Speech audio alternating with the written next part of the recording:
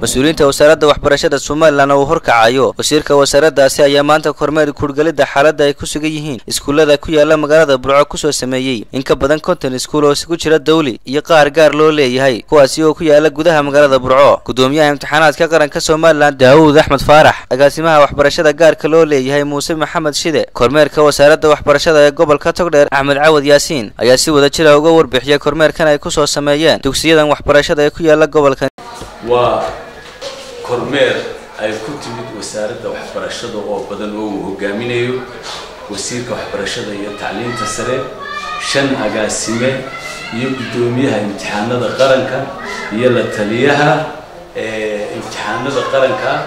ujeedaduna waxay ahayd inaan soo eegno habsami u socodka waxbarashada gobolada Jamhuuriyadda Soomaaliland.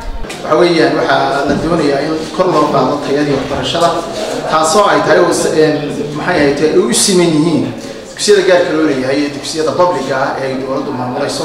tidu waxa weeye dhabti waa wax aad taqaan ardaygu yaqaan because waa waxa ku shaqo tagi karto waa waxa Ilaahay la hortagayso adduunka aakhiraba aad kaga faa'iideysanaysid inta aad cibaadeysato ama aad amal samayso ama aad qiraa'o cibaadada samayso uma ka horeysa tan adduunyada waxa weeye inta aad taqaano baad wax ku qabsan kartaa laakiin wax nin kale ku yaqaano ama gabadh kale saaxiibada ay ku taqaano waxa ku qabsan kari maysid. Mas-uuliyiintaasi markii ay soo gabagabeeyeen kormeerkaasi waxaa xafiiska wasaaradda waxbarashada gobolka Togdheer kala hadlay warbaahinta wasiirka wasaaradda waxbarashada Professor Faarax Cilmi Geedoole, isaguna ku dheeraaday ahmiyadda ay waxbarashadu ku leedahay bulshada reer Soomaaliland iyo sida wasaaradda waxbarashadu ugu dadaalayso.